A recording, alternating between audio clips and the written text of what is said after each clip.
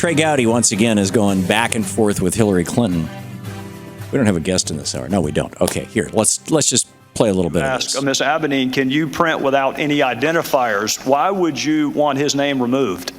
Because I thought that it would be more important to just look at the substance and to make a determination as to whether or not there was anything to it. She's talking to Well, don't Sidney people have Blumenthal. a right to know the source of the information so they can determine credibility? But he wasn't, as you just said, the source of the information. But you didn't know that, Madam Secretary, and that's what you just said. No, Mr. Chairman. I said that I knew that he didn't have the sources to provide that information. I knew he was getting it from somewhere else. Whether he knew a lot of journalists, he knew others in Washington. It could have been a variety of people. Well, if you're going to determine credibility, don't you want to know the source? Well, it wasn't credibility so much as trying to follow the threads that were mentioned about individuals. And as I already stated, some of it was useful and some of it was not.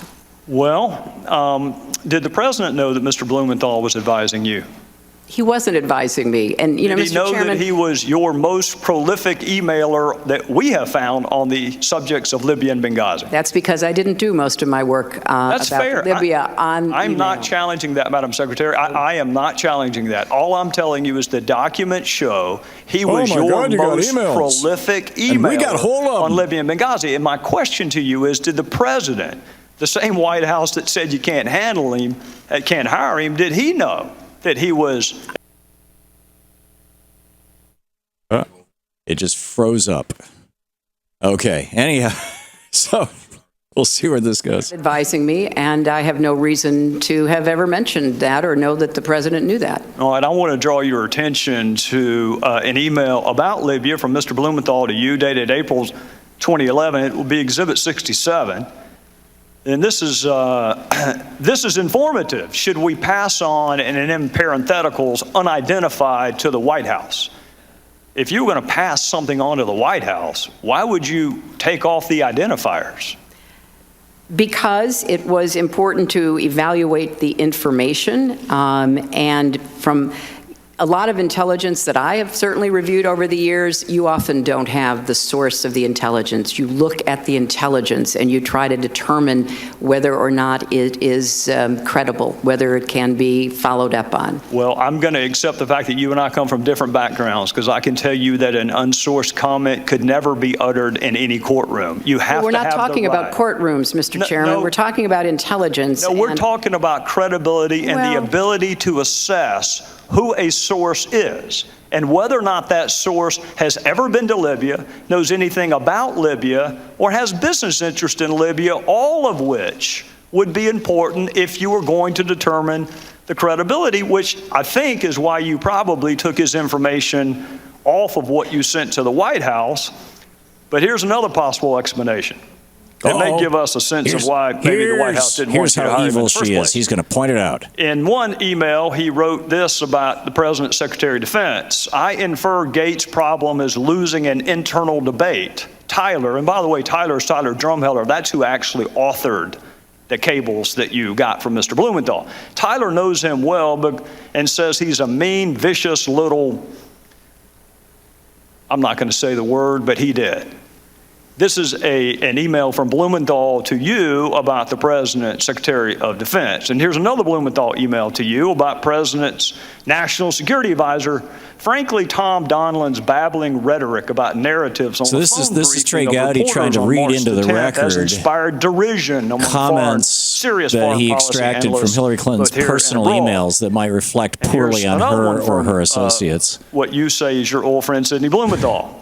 Who among us? This is a quote from him. If some fool like Trey Gowdy got a hold of our emails, all of our emails couldn't make any of us look like an idiot. Anyhow, here we go back again. From the jaws of victory. He and his political cronies and she's got her face in her hand again. Chicago are, to say the least, unenthusiastic about regime change in Libya.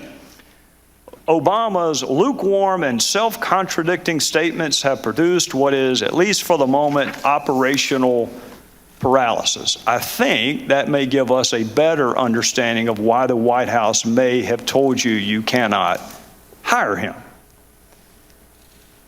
Blumenthal could not get hired by our government, didn't pass any background check at all, had no role with our government, had never been to Libya, had no expertise in Libya, was critical of the president and others that you worked with, shared polling data with you on the intervention in Libya, gave you political advice on how to take credit for Libya, all the while working for the Clinton Foundation and some pseudo-news entities. And Madam Secretary, he had unfettered access to you. Oh, my God. And he used that access, at least on one occasion, to ask you to intervene on behalf of a business venture. Do you recall that? You know, Mr. Chairman, if you don't have any friends who say unkind things privately, I congratulate you. But from my perspective, I'd like to think I'd correct them. I don't know what this line of questioning does to help us get to the bottom of the deaths for Americans. I'll be happy to help you understand that, Madam Secretary. But I want to reiterate what I said to Congresswoman Sanchez. These were originally unsolicited. You've just said that perhaps the main, if not the exclusive author, was a former intelligence agent for our country who rose to the highest levels of the CIA and who was given credit for being one of the very few who pointed out that the intelligence used by the Bush administration to go to war in Iraq was wrong. So I think that, you know, the sharing of information from an old friend that I did not take at face value, that I sent on to those who were experts, is something that, you know, makes sense, but it was certainly not in any way the primary source of or the predominant understanding that we had of what was going on in Libya and what we needed to be doing. Well, Madam Secretary, I'm out of time, and we'll pick this back up the next round, but I'll go ahead and let you know ahead of time why it's relevant. It's relevant because our ambassador was asked to read and respond to Sidney Blumenthal's drivel. It was sent to him to read and react to, in some instances on the very same day he was asking for security. So I think it is eminently fair to ask why Sidney Blumenthal had unfettered access to you, Madam Secretary, with whatever he wanted to talk about. Dare you have and there's not a single solitary email to or from you to or from Ambassador Stevens. I think that is fair, and we'll take that up next Gentleman round. yield. Gentleman yield. Sure. Yeah. Thank you. And now Elijah Cummings Chairman, wants to say. You've made several inaccurate statements. This is not, over the past month as you have tried to defend against multiple Republican admissions that the Select Committee has been wasting millions of tax dollars to damage Secretary Clinton's bid for president. On Sunday, you made another inaccurate statement during your appearance on Face the Nation, and it's being taken up here, and this is the relevance. Here's what you said, and I quote, "There are other folks who may have equities in her emails, and there may be other entities who are evaluating her emails, but my interest in them is solely making sure that I get everything I'm entitled to so that I can do my job.